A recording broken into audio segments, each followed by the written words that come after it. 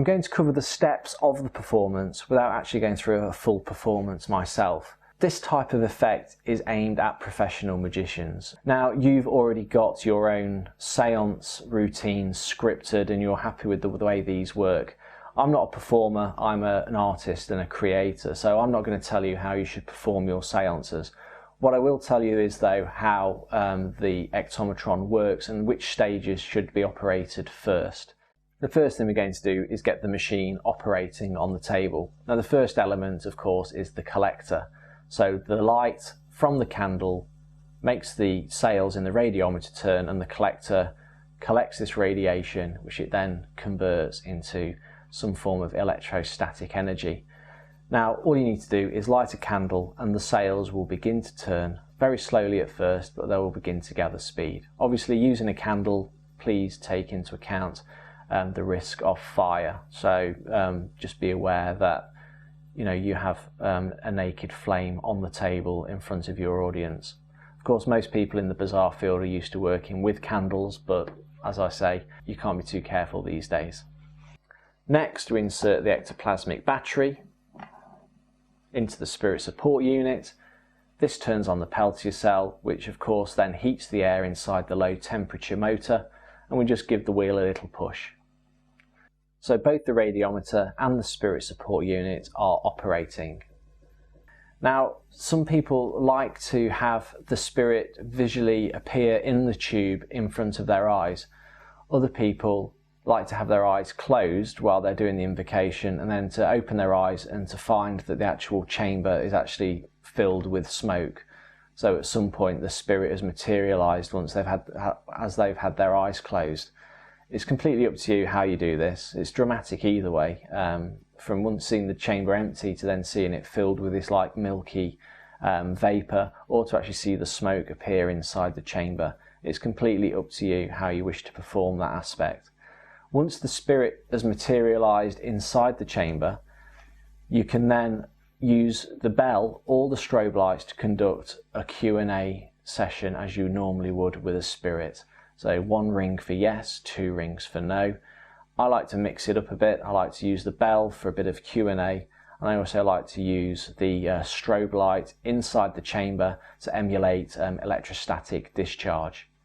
Now, if the LEDs in there are too white or too bright for you, you can, if you wish, get something like a green permanent pen and cover the actual lens of the LEDs with a green pen. This will give a more greenish hue to the light which is emitted inside the chamber. It's completely up to you. I prefer the clean sort of bright white static of the LEDs that are currently in there, but it's your preference whichever you wish to use. Now the spirit Q&A session can go on for as long as you wish.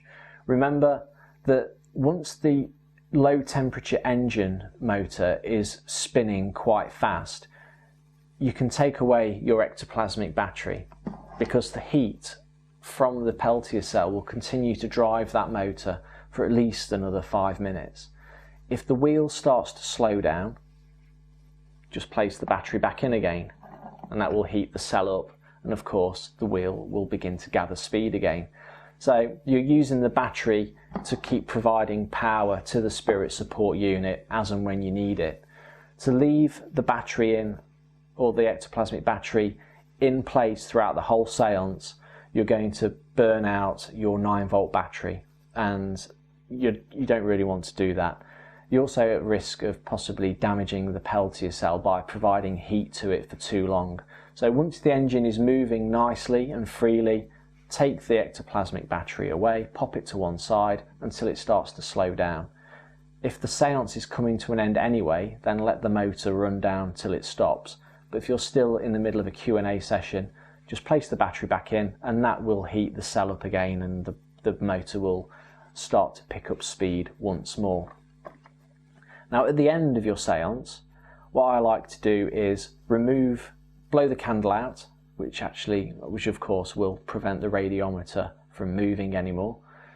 I like to take the ectoplasmic battery out if it's already in and let the motor run down, or I can just simply stop it with my finger and it will actually stop in place.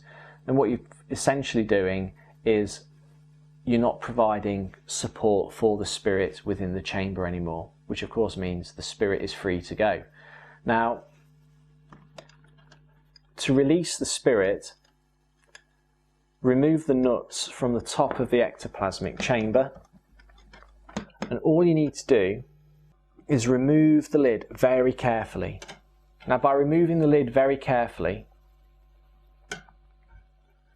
the smoke will settle and sit in the tube. Now, providing there are no drafts in the room, that smoke will continue to sit there for a few minutes. It will just sit there rather like the dry ice or the fog, the stage fog you get. It will just sit there inside the tube. And what you can say is, you can say that the spirit is free to go. Thank you for joining us, and you're now free to go on your way. Press button 3, which is the igniter. Now what will happen is the heat from the nichrome wire will form a pillar of hot air which will rise up through the smoke and cause the vortex which you see on the DVD.